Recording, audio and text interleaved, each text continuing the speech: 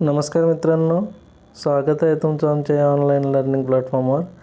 मित्रांनो, आज आपण मिलेनियम डेव्हलपमेंट गोल्स याच्याविषयी माहिती पाहणार आहोत. कारण आपण जो आता पॉवर्टी हा लेसन पाहिलेला आहे त्याच्यामध्ये जे मिलियन डेव्हलपमेंट गोल आणि सस्टेनेबल डेव्हलपमेंट जे गोल आहेत यांच्यापैकी हा एक गोल होता. आणि हे कमी करण्यासाठी वेगवेगळ्या देशांनी आपली वेगवेगळ्या पद्धतीने काही टार्गेट्स वगैरे सेट केले होते आणि त्यानुसार ते आपलं पॉवर्टी लाईन कमी करण्यासाठी बाकीचेही देश काम करत होते. तर ॲक्च्युली हे सगळे जे आहेत, जे आपले जे उद्दिष्ट आहेत जे आपण आपल्या देशामध्ये राबवतो, हे काही उद्दिष्ट जे आहेत ते काही डेव्हलपमेंट गोल म्हणजे पूर्ण वर्ल्डसाठी जे सस्टेनेबल डेव्हलपमेंट गोल किंवा मिलेनियम डेव्हलपमेंट गोल्स हे डिसाईड केलेले आहेत. ठीक आहे. आणि त्याच्यानुसार हे सगळं जे आहे ते कार्य करते. ओके. आणि इकॉनॉमिक्समध्ये आपल्याला याच्यावर प्रीमध्ये आणि मेन्समध्ये नक्कीच 1-2 तरी क्वेश्चन पाहायला मिळतात. म्हणून हा पण जो टॉपिक आहे तो आपल्यासाठी खूप इम्पॉर्टंट आहे. सो मित्रांनो, आपण नेहमी याचे पहिले क्वेश्चन कोणते आले होते ते पाहतो. तर आज मी तुम्हाला ते क्वेश्चन तुम्ही स्वतः पाहून घ्या अशी विनंती करतो. कारण तुम्ही स्वतः जर ते क्वेश्चन्स पाहिले तर तुम्हाला ते आणखीन बेटर होईल लक्षात राहण्यासाठी. ठीक आहे. तसं या जो टॉपिक आहे या टॉपिकच्या कोणत्या एरियावर कशा पद्धतीचे क्वेश्चन बनलेले आहे हे आपण डिस्कस करूच आणि नंतर याच्यावर आपण क्वेश्चन पण पाहूया. ठीक आहे. तर सगळ्यात पहिले ही जी संकल्पना आहे सस्टेनेबल म्हणजे काय, याचा अर्थ काय आहे हे आपल्याला माहीत असणं गरजेचं आहे. तर सगळ्यात पहिले इथं पहा, सस्टेनेबल हा जो शब्द आहे हा एक लॅटिन शब्द आहे. त्याचं नाव आहे सस्टेनियर आणि त्याचं म्हणणं काय आहे की त्याचं मीनिंग जे आहे ते धरून ठेवणे, सहन करणे, सहाय्य करणे, पुरवणे, चालू ठेवणे किंवा टिकून राहणे. ठीक आहे. तर एखादी गोष्ट टिकून राहणे असंही ते आपण म्हणू शकतो. आता मग संस्कृती टिकून राहणं किंवा अर्थव्यवस्था टिकून राहू दे, ह्या सगळ्या गोष्टीला ही जे संकल्पना आहे ते कामी येऊ शकते. जसं की पृथ्वीवरील नैसर्गिक स्रोत जे आहेत, पर्यावरण जे आपलं ऱ्हास होत आहे त्याचं संरक्षण आणि संवर्धन जे करतो आपण त्याला आपण सस्टेनेबल किंवा सस्टेनेबिलिटी असं आपण म्हणू शकतो. त्याच्यानंतर पहा, IUCN याची डेफिनेशन काय दिली. तर 1991मध्ये IUCN जे आहे, international union for conservation of nature and natural resources, या संस्थेनं सांगितलं की शाश्वता म्हणजे काय, म्हणजे सजीव. ओके. शाश्वता म्हणजे सजीव आणि परिस्थिती किंवा नैसर्गिक स्रोताचा असा वापर जो भरून काढता येईल. ठीक आहे. त्याला यांनी सस्टेनेबल किंवा सस्टेनेबिलिटी असं म्हटलेलं आहे. ठीक आहे. आता IUCNचेच एक चांगले लेखक होते एक चांगले प्रमुख कार्य करणारे होते रॉबर्ट ॲनेल. तर रॉबर्ट ॲनेल जे आहेत यांनी काय म्हटलं, तर चांगल्या प्रतीचे आयुष्य म्हणजेच शाश्वत आहे. ठीक आहे. चांगल्या प्रतीचे आयुष्य म्हणजे शाश्वत आहे असं यांनी म्हटलेलं आहे. त्याच्यानंतर हर्मन डॅली हे एक अर्थतज्ज्ञ होते आणि यांनी 3 कसोट्या सांगितल्या. ठीक आहे. पुनर्निर्मितीक्षम स्रोत जे आहेत याच्या निर्मितीचा वेग कसा वापरापेक्षा जास्त असावा. दुसरं, पुनर्निर्मितीक्षम पर्यायाचा जो विकास वेग आहे तो वापरापेक्षा याचाही जास्त असावा. आणि प्रदूषणाचा वेग जो आहे तो पर्यावरणाच्या समावेशनाच्या क्षमतेपेक्षा जास्त नसावा. म्हणजे जर आपण याचं बारीक ॲनालिसिस केलं तर आपल्याला असं समजून की जे गोष्टी पुनर्निर्मित होतात, ठीक आहे, त्याचा वेग जो आहे तो आपण वापरापेक्षा जास्त असला पाहिजे. फॉर एक्झाम्पल आता फॉरेस्ट आहे, तर फॉरेस्टचं उत्पादन हे जास्त किंवा वाढ हे विकास हे जास्त व्हायला पाहिजे जेवढा आपण वापर करतो. ठीक आहे. म्हणजे आपण जंगल संपवतच आहोत आणि फॉरेस्ट जे आहे ते आपण त्याचा विकासच नाही करत आहोत, तर ते आपल्यासाठी काही कामाचं होईल का, तर अशानं फॉरेस्ट काय होईल, संपून जातील. म्हणजे याचा अर्थ त्यांनी काय म्हटलं की जे गोष्ट पुनर्निर्मित होऊ शकते तर ते जास्त व्हायला पाहिजे आणि वापर जो असला तो कमी असला पाहिजे. ठीक आहे. त्याच्यानंतर विकास आपण आता बोललो. आता हे ॲक्च्युली ही गोष्ट एकमेकाशी रिलेटेडच आहे. पहा, जर विकास होईल म्हणजे याचा अर्थ काय की निर्मितीक्षम जे वस्तू आहेत त्या वाढतील. ओके. म्हणजे तेव्हा त्यांचा विकास होणं असं आपण म्हणतो आणि त्याच्यानुसार जो आपला वापर आहे तो कमी असला पाहिजे. ठीक आहे. त्याच्यानंतर इथे आपण जो प्रदूषण आता होत आहे, ठीक आहे. हे प्रदूषण पण आपल्या या सस्टेनेबिलिटीपेक्षा कमी असलं पाहिजे असं आपण इथे म्हणू शकतो. आता हे जे शाश्वत विकास आहे, सस्टेनेबल डेव्हलपमेंट, तर मग याची इथं डेफिनेशन काय बनलेली आहे आपल्याला की म्हणजे अशी प्रगती मात्र आर्थिक वाढीसोबत सर्वसमावेशक आणि शाश्वत विकासाशी जोड दिली तरच तो दीर्घकाळ टिकून राहतो. ठीक आहे, म्हणजे हे इथे दिलेलं आहे. हे डेफिनेशन तुम्ही पाहून घ्या. ठीक आहे. याच्यानंतर पहा, जे एडवर्ड बार्नियर होते. ठीक आहे, एडवर्ड बार्नियर जे होते, एक मिनिट,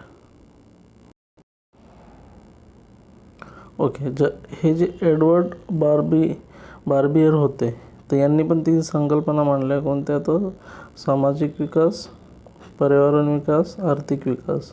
म्हणजे ह्या गोष्टी होत असताना आपल्याला काही गोष्टी ज्या आहेत ते इथे लक्षात घेणं गरजेचं आहे. कसं सामाजिक विकास आणि पर्यावरण विकास कसा असला पाहिजे? सुसह्य असला पाहिजे, एकमेकाशी निगडीत असला पाहिजे. आणि सामाजिक विकास आणि आर्थिक विकास कसा असला पाहिजे? समान असला पाहिजे. ठीक आहे. आणि हे जे आर्थिक विकास आणि पर्यावरण विकास कसला असला पाहिजे? तर वर्धनक्षम असला पाहिजे. तेव्हाच हे सगळी गोष्ट काय होते? तर शाश्वत होते. ओके, तर अशा पद्धतीने यांनी हा कन्सेप्ट इथे मांडलेला आहे. आणि यांनी याला काय म्हटलेलं आहे? तर शाश्वत विकास काय म्हटलं आहे ते इथे तुम्ही पाहू शकता. ओके, याच्यानंतर पहा,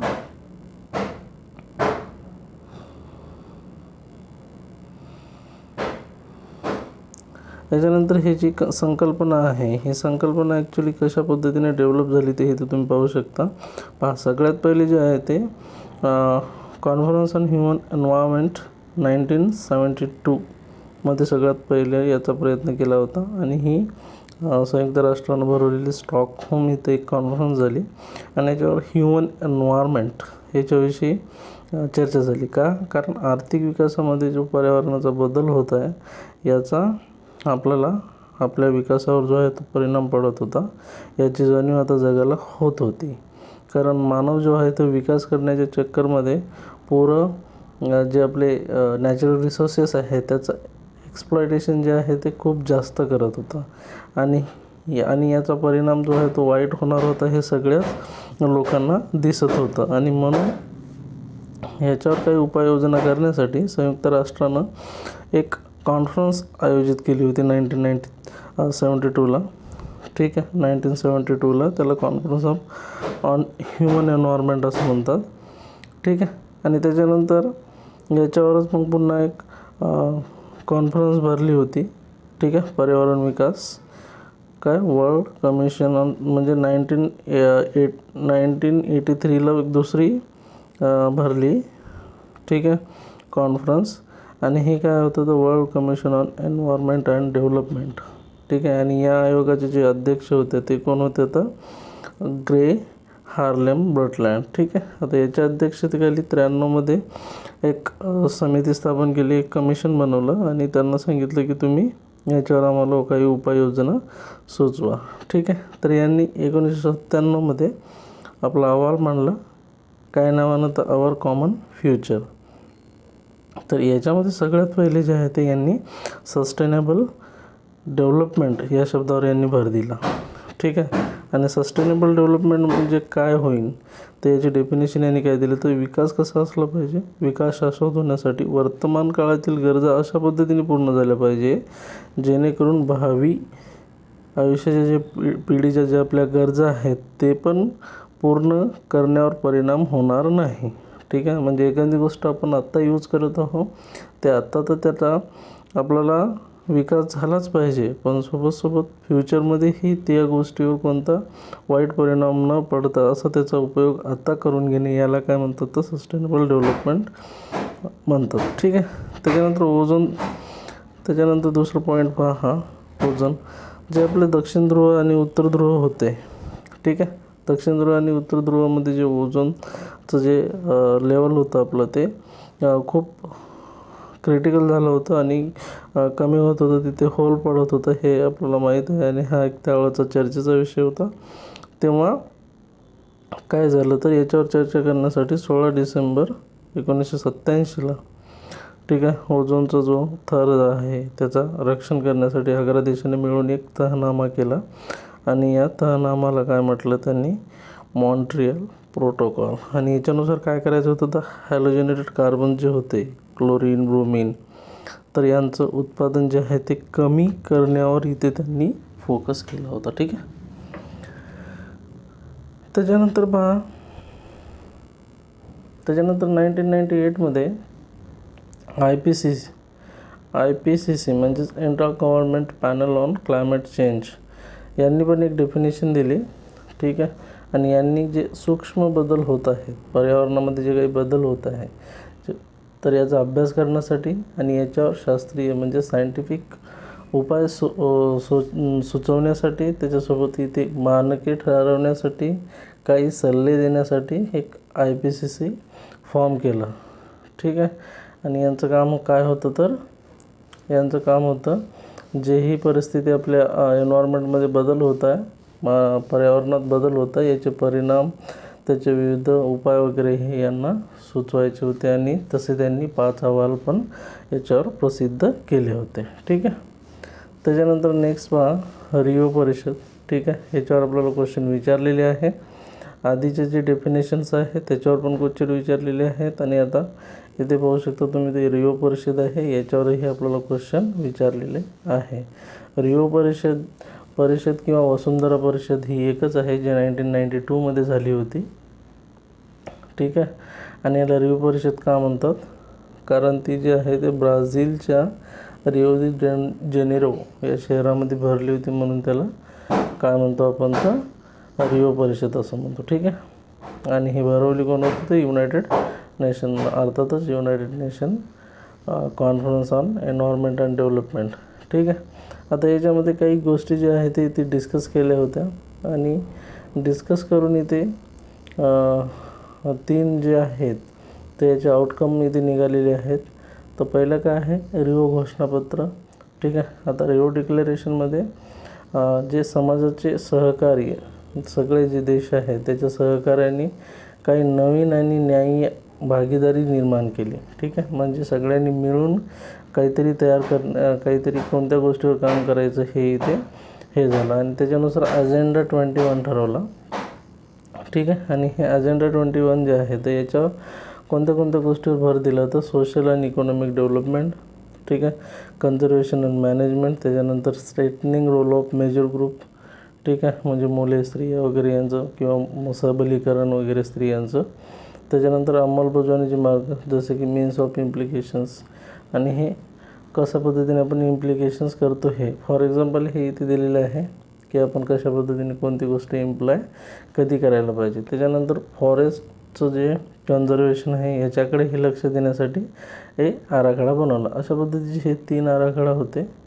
आणि याच्यामध्ये जे काही आहे ते हे सक्तीचे नव्हते, म्हणजे हे करा किंवा नाही करा हे आपल्यावर डिपेंड होते, म्हणजे त्या देशावर डिपेंड होते. हे लिगली कायदेशीर जे आहे ते नंतर यांना आणलं गेलं होतं. ठीक आहे. या सगळ्या तिन्हीला मिळून काय म्हणतात, तर कन्व्हेन्शन्स, रिओ कन्व्हेन्शन म्हणतात. ठीक आहे. त्याच्यानंतर पहा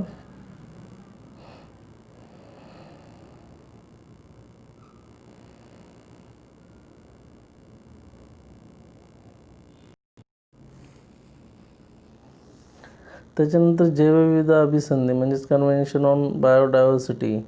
ठीक आहे. हे पण झालं. आणि हे कधी झालं, तर 29 डिसेंबरपासून झाला हा करार. ठीक आहे.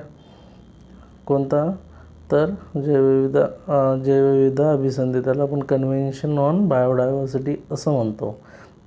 ठीक आहे. आता नैसर्गिक अभिसंधी अन्वये जे 11 सप्टेंबर 2003 पासून कार्टाजेना प्रोटोकॉल. ठीक आहे. हे पण आपल्याला पाहून घ्यायचं आहे. आणि त्याच्यानंतर नगोया प्रोटोकॉल काय आहेत हे पण आपल्याला पाहून घ्यायचं आहे. तर तुम्ही तिथून पाहू शकता. ठीक आहे. ऑनलाईन गुगल सर्च करा, तुम्हाला त्याच्याविषयी माहिती मिळून जाईल. आणि कमेंट बॉक्समध्ये पण तसं तुम्ही सांगा. ठीक आहे. आता संयुक्त राष्ट्राने पर्यावरण बदलावर एक चौकट, म्हणजे जे एक फ्रेमवर्क तयार केलं होतं. ठीक आहे. तर ते कोणतं होतं, तर United nation framework on convention on climate change. ठीक आहे. म्हणजे पर्यावरणाचे हरितगृहवायूचे जे प्रमाण आहे पर्यावरणाला घातक ठरत आहे, आणि म्हणून त्याच्यामध्ये कमी करण्यासाठी हे करार केला होता. कधी, 4 जून 1992ला. आणि हा यूजमध्ये कधी आलं ते 21 मार्च 1994ला. ठीक आहे.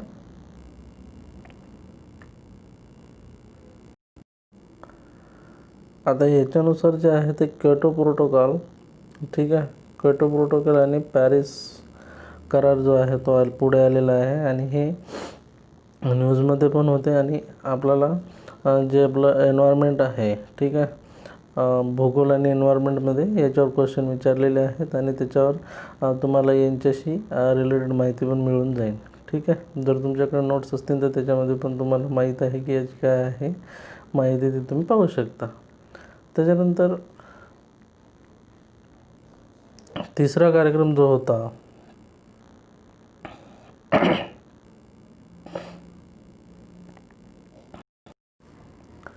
संयुक्त राष्ट्र वाळवंटीकरण रोधक संधी, ठीक आहे, म्हणजे united nation convention to combat desertification, म्हणजे जे वाळवंटीकरण होत आहे त्याच्यावर विशेष काम करण्यासाठी हे बनवलेलं होतं. ठीक आहे. आता हे विविध देशांमध्ये राबवायचे असले तरी आफ्रिका खंडातील देशावर यांचं विशेष लक्ष होतं. करार थेट जे रिओ परिषदेत मांडण्यात आला नव्हता हा, पण हा जो करार आहे तो 17 जून 1994ला मांडला आणि 26 डिसेंबर 1996 पासून करण्यात आलेला आहे. ठीक आहे. तर आपल्याला याच्यावरही क्वेश्चन येऊ शकतो. याची डेट आपल्याला विचारली होती मागच्या वेळेस. रिओ संधीची डेट काय होती? 92 डिसेंबर 92 जे आहे ते मागच्या वेळेचं. ठीक आहे. तर ते विचारलं होतं. तसं आपल्याला हे डेट, ओके, ह्या डेट्स आपल्याला इथे विचारू शकतात. ठीक आहे. तर हे लक्षात ठेवा. फ्रेमवर्क कधी आलं तर 21 मार्च 1994 आणि बायोलॉजिकल डायव्हर्सिटी 29 डिसेंबर 93. ठीक आहे. त्याच्यानंतर जे आहे ते कन्व्हेन्शन ऑन कॉम्पॅक्ट डेझर्टिफिकेशन कधी 17 जून 94. ठीक आहे. मार्च जून, हे गोष्टी तुम्ही इथे लक्षात ठेवा. आता त्याच्यानंतर रिओ 5 झाली होती. त्याच्यानंतर मिलेनियम डेव्हलपमेंट जे आहे, तर खरं ओरिजिन तर मिलेनियम डेव्हलपमेंट जे आहे ते 2000ला झालेलं आहे.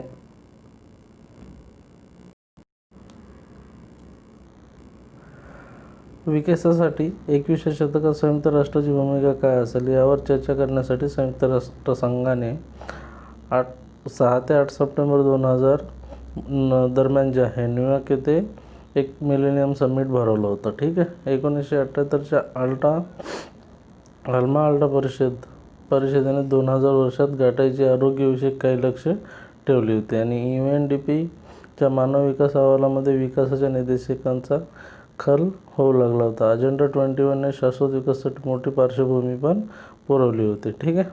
आता ह्या साऱ्या घटनांचा प्रभाव जो आहे तो 8 सप्टेंबर 2000ला संयुक्त राष्ट्राच्या साधारण परिषदेमध्ये मिलेनियम डिक्लरेशन स्वीकारली. आणि ह्याच्यामध्ये काय झालं तर जगातील सर्व महिला, पुरुष, मुले यांची दारिद्र्यातून, संघर्षातून सुटका करण्याचा निर्धार करण्यात आला. आणि सोबत काय तर मोजता येतील असे 8 ध्येय गोल जे आहे ते इथे स्वीकारण्यात आले. तर लक्षात ठेवा, मिलेनियम डेव्हलपमेंट गोल कुठे स्वीकारण्यात आली तर न्यूयॉर्कच्या मिलेनियम समिटमध्ये. कधी तर 8 सप्टेंबर 2000. ठीक आहे. 8 सप्टेंबर 2000ला स्वीकारण्यात आली. कुठे? न्यूयॉर्कमध्ये झाली होती. समिटचं नाव काय होतं? Millennium summit. ठीक आहे.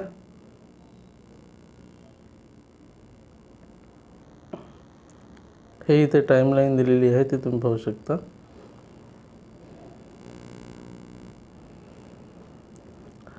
ठीक आहे. आता याच्यामध्ये जे आहे ते मिलेनियम डेव्हलपमेंट जे गोल होते ते डिसाईड केले आहे आणि ते कोणते आहे ते आपण पुढे पाहणारच आहोत. त्याच्यानंतर जे रिओ 5 झाली होती, त्याच्यानंतर रिओ 6, म्हणजे हे प्रत्येक वेळेस याची जे आपण माहिती घेत होतो की आपलं डेव्हलपमेंट कसं आहे किंवा काही त्याच्यामध्ये फरक झाला की नाही, हे दर 5 वर्षांनी पाहत होते. त्याच्याचपैकी जे 10मध्ये झाली होती, ठीक आहे, रिओ परिषद, ही कुठे झाली एवढं लक्षात ठेवा, जॉन्सबर्गला, की म्हणून त्याला जॉन्सबर्ग डिक्लेरेशन असं म्हणतात. आणि याच्यावर या सगळ्या गोष्टीवर चर्चा तर होतच असते. ठीक आहे. त्याच्यानंतर रिओ 20 कधी झाली आणि कुठे झाली हे पण इथे दिलेलं आहे. ओके, तर हे पण तुम्ही पाहून घ्या, इझी आहे, समजून जाईल तुम्हाला. रिओ 20 ओके, हे इथे दिलेलेच आहे. शॉर्टकटमध्ये जर पाहायचं असेल तर तुम्ही इथे पाहू शकता रिओ 20 काय होते आणि तिथे कोणत्या कोणत्या गोष्टीवर डिस्कशन झालं. ठीक आहे. त्याच्यानंतर पहा, इथे सगळ्यात महत्त्वाची एक गोष्ट पुढे आली आहे, ते ग्रीन इकॉनॉमी. आणि याच्यावर आपल्याला क्वेश्चन विचारलेले आहेत. त्याच्यामुळं हे आपल्याला चांगल्या पद्धतीने पाहणं गरजेचं आहे. पहा, 2008मध्ये UNEP म्हणजेच काय, युनायटेड नेशन एन्व्हायरमेंटल प्रोग्राम या परिषदेमध्ये सर्वात प्रथम या संकल्पनेचा प्रसार म्हणजे वापर करण्यात आला. कधी? 2008मध्ये. आता मानवाची जी राहणी आहे, ठीक आहे, राहणीमान सुधारण करायचं किंवा त्याच्यामध्ये समानता प्रस्थापित करायची, पर्यावरणातील दुर्मिळ घटकांचा सुयोग्य वापर कसा करायचा, पर्यावरणाला घातक असणारी अर्थव्यवस्था म्हणजे घातक आणि पर्यावरणाला कमी घातक असणारी अर्थव्यवस्था म्हणजे पर्यावरण जे आहे ते पर्यावरण आपल्याला जास्त घातक नसलेली अर्थव्यवस्थेला आपण काय म्हणतो, तर ग्रीन इकॉनॉमी म्हणतो. ठीक आहे. आणि या प्रकारची अर्थव्यवस्था मोजण्यासाठी हरित GDP मोजावा लागतो. आता विकसनशील देशांच्या मते ग्रीन इकॉनॉमी निर्माण करण्यासाठी मोठ्या गुंतवणुकीची गरज लागेल, जी GDPच्या 2% असू शकते. ठीक आहे. याउलट विकसित देशामध्ये ग्रीन इकॉनॉमीकडे व्यापारी दृष्टीने गुंतवणूक बाबत सूचना त्यांनी सूचित केलेल्या आहेत. ठीक आहे. आता रिओ 20 परिषद जी ही झाली होती आणि त्याच्यानंतर भारतासह ब्रिक्स देशांनी या म्हणजे ग्रीक इकॉनॉमी या विषयात विकसित देश वापरत असलेले स्रोत आणि पर्यावरणाचा ऱ्हास. ठीक आहे. आणि त्याच्यामुळं काय होतं, तर हे विकसित देश जे आहेत तर यांच्यामुळे पर्यावरणाचा ऱ्हास होत आहे किंवा जे स्रोत आहे यांना नुकसान पोचत आहे असं यांनी म्हटलेलं आहे. ठीक आहे. तर हे जे होतं आतापर्यंत जे आपण पाहिलं की एकंदरीत हे मिलेनियम डेव्हलपमेंट गोल MDG कसे आले, कुठून आले, ठीक आहे, त्याचं डेव्हलपमेंट कसं झालं, साधारणतः जो सगळ्यात पहिला स्टॉकहोम कन्व्हेन्शन आहे, ठीक आहे, तिथपासून ते 2000पर्यंतचं जी वाटचाल आहे ते आपण इथे पाहिलेली आहे. आता याच्यानंतर जे आपले गोल्स आहेत ते आपण पाहूया. त्याच्या पहिले हे इथे काही आपल्याला दिलेले आहे याच्याविषयी माहिती. शाश्वत विकास म्हणजेच मिलेनियम सस्टेनेबल डेव्हलपमेंट समिट कधी स्वीकारली वगैरे ते इथे दिलेलं आहे. आणि रिओ परिषदेनुसार जे आहे, ठीक आहे, जे आपले गोल आहे हे इथे ठरवले 20नुसार संयुक्त राष्ट्रसंघाने वगैरे. ठीक आहे. हे काय आहे ते तुम्ही इथे पाहू शकता आणि तुम्हाला इथे हे सगळ्या गोष्टी दिलेल्या आहेत. ठीक आहे.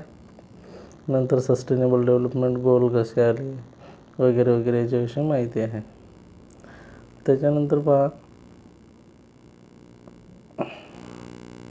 एक मिनिट.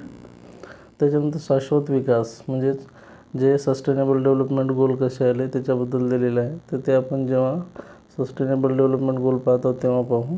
ठीक आहे. आता आपण पाहूया हे जे गोल्स आहेत ते कोणते कोणते आहेत. तर सगळ्यात पहिले पहा, आत्यंतिक गरिबी आणि उपासमार दूर करणे. ठीक आहे. सगळ्यात पहिला जो ध्येय आहे ते काय आहे की गरिबी आणि दारिद्र्य जे आहे ते दूर करणे. आता त्याच्यासाठी साधारणतः 90मध्ये त्याने $1.5पेक्षा कमी होतं. 2011नुसार जे आहे ते जवळपास $2 असं काहीतरी कन्सिडर केलेले आहे. ठीक आहे. ते तुम्ही एकदा कन्फर्म करून घ्या. 1.85 का 80 आहे. ओके. त्याच्यानंतर काय, बेरोजगार स्त्रिया आणि तरुण बेरोजगार या सर्वांना पूर्ण व उत्पादन रोजगार देणे. ठीक आहे. आता हे जे उपासमारी आहे ते निम्म्यावर आणणे हे पहिले ध्येय होतं. त्याच्यानंतर दुसरं ध्येय जे आहे ते म्हणजे प्राथमिक शिक्षणाची पातळी जी आहे ते गाठणं म्हणजे वैश्वीकरण करणं त्याचा. जगभरातील मुले आणि मुलींचे प्राथमिक शिक्षण पूर्ण होईल याच्याकडे प्रयत्न करणं. तिसरं आहे लिंग समानता आणि स्त्री सशक्तीकरणासाठी प्रयत्न करणे. ठीक आहे. जसं की याच्यामध्ये प्राथमिक शाळेच्या अखेरपर्यंत मुलामुलीमधील असमानता, ठीक आहे, जे आहे ते दूर करणे. 15पर्यंत यांच्यामधली जी असमानता आहे ते पूर्णपणे दूर करणं वगैरे, ठीक आहे. बालमृत्यूदर कमी करणे. 5 वर्षाच्या आतील बालकाचा जो मृत्यूदर आहे जो 90च्या दरापेक्षा 2.3ने कमी करणे, 2.3 2/3ने कमी करणे, ठीक आहे, आपण त्याला म्हणू शकतो. त्याच्यानंतर पहा मातृस्वास्थ्यात सुधारणा करणे, ध्येय 5 आहे, ठीक आहे. आणि याच्यामध्ये मातृदर जो आहे तो 3/4ने कमी करणे. लक्षात ठेवा, बालमृत्यू दर कितीने 2/3ने कमी करणे आणि माता मृत्यू दर जो आहे तो 3/4ने कमी करणे. त्याच्यानंतर प्रजनन व्यवस्था जी आहे ते सर्वांपर्यंत पोहोचणे, म्हणजे त्याला आपण मेडिकल फॅसिलिटी जे म्हणतो ते सर्व लेडीजला उपलब्ध झाली पाहिजे, याच्याकडे लक्ष देणे. त्याच्यानंतर 6th गोल होतं आपलं एड्स मलेरिया या आजाराविरुद्ध लढणे. ओके, तर एड्सचे प्रमाण निम्म्यावर आणणे, म्हणजे इथे लक्षात ठेवा एड्सचे प्रमाण जे आहे ते निम्म्यावर आणणे. त्याच्यानंतर 15पर्यंत, त्याच्यानंतर 10पर्यंत जे आहे सर्व जे एड्स बाधित लोक आहेत त्यांना उपचार देणे आणि 15पर्यंत मलेरिया आणि जे गंभीर आजार आहेत त्यांना पण निम्म्यावर आणणे आणि त्यांचा जो वेग आहे प्रसाराचा तो कमी करणे, ठीक आहे. म्हणजे एड्स मलेरिया या आजाराविरुद्ध काय तर निम्म्यावर कमी करणे आणि प्रसार त्याचा रोखणे. त्याच्यानंतर पर्यावरणाची शाश्वतता टिकवणे, ठीक आहे. जे आपण आतापर्यंत ज्याच्यासाठी एवढं पाहिलं त्याची शाश्वतता टिकवणे, पर्यावरणाचे स्रोतचा जो ऱ्हास आहे तो भरून काढणे. आता 2010पर्यंत जैवविविधता नष्ट होण्याचा वेग कमी करून 15पर्यंत जैवविविधतेला हानी कमी करणे. ओके, आता एक गोष्ट तुम्हाला इथे लक्षात ठेवावं लागेल, याच्यावर कशा पद्धतीचे क्वेश्चन आलेले आहे. तर याच्यावर आपल्याला सरळ कधी हे पहिलाच टॉपिकमध्ये आपल्याला हे विचारलेले आहे की किती ध्येय आहे, किती टार्गेट्स होते आणि किती इंडिकेटर्स होते, ठीक आहे. त्याच्यानंतर हे कोणत्या नंबरचे आहेत, 2 नंबर, 3 नंबर, 4 नंबर हे विचारलं आहे. जसं की लिंग समानता आणि स्त्री सशक्तीकरणासाठी प्रयत्न करणे हे जे गोल आहे हा कितव्या नंबरचा गोल आहे, अशा पद्धतीने क्वेश्चन विचारलेले आहे. किंवा आपल्याला एखादं ध्येय दिलेलं आहे आणि याच्यापैकी जे हे याच्यामध्ये जे दिलेले आहेत, ठीक आहे, तर याच्या एखाद्या लाईनवर आपल्याला क्वेश्चन विचारलेला आहे. जसं की ध्येय 1 मध्ये उपस्वारी सहन करणाऱ्या लोकांचे प्रमाण 90मधील प्रमाणापेक्षा निम्म्यावर आणणे, ठीक आहे. किंवा आता आपण इथे बालमृत्यूदर कमी करणे, जसं की 2/3ने बालमृत्यूदर कमी करणे. ओके, हे आपल्याला इथे दिलेलं राहील आणि आपल्याला चुकी बरोबर ते ओळखायचं असेल. ओके, तर हे जे 7 आहेत हे 7ही तुम्ही लक्षात ठेवा आणि यांचा सिरियल नंबर पण लक्षात ठेवा, कारण या सिरियल नंबरवरही आपल्याला क्वेश्चन विचारलेले आहे. त्याच्यानंतर आपण पाहूया आता 8वा आपला जो पॉईंट आहे तो राहिलेला गोल. 8वा गोल काय आहे की ओके 7 नुसार जे आहे ते सर्वांना झोपडपट्टीमध्ये जे राहतात त्यांना घर वगैरे राहणीमानात सुधारणा आणणे, ठीक आहे. पिण्याचे पाणी जे आहे ते त्यांना स्वच्छ पिण्याचे पाणी पण उपलब्ध करून देणे 15पर्यंत आणि 20पर्यंत झोपडीमध्ये राहणेसुद्धा कमी करणे. त्याच्यानंतर 8वा पहा, 8व्यानुसार जे आहे ते राष्ट्रीय आणि आंतरराष्ट्रीय स्तरावर जे विकास चांगला शासन दारिद्र्य निर्मूलनासाठी कटिबद्ध असणारी खुली नियमबद्ध सतर्क आणि शोषण रहित व्यापारी आर्थिक व्यवस्था तयार करणे. त्याच्यानंतर 8ब मध्ये पहा, अविकसित देशाच्या गरजा भागवणे, जसं की कर्जबाजारी, दुसऱ्या देशातून कर्ज घेणे, दारिद्र्य निर्मूलनासाठी विकासात्मक प्रयत्न करणे वगैरे.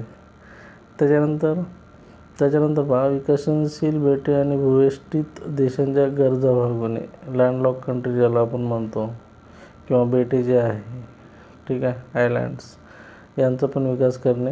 त्याच्यानंतर विकसनशील देशाच्या कर्जाच्या प्रश्नाची राष्ट्रीय आणि आंतरराष्ट्रीय स्तरावर समग्र विचार करून सोडवणे आणि म्हणून आज वर्ल्ड बँक जे आहे ते बाकी देशाला लोन देत असते. ओके. त्याच्यानंतर विकसनशील देशांना आवश्यक औषधी वाजवी किमतीत मिळण्यासाठी प्रयत्न करणे. विकसनशील देश जे आहे त्यांना औषधी कंपन्यांचे सहकार्य पण झालं पाहिजे. ठीक आहे.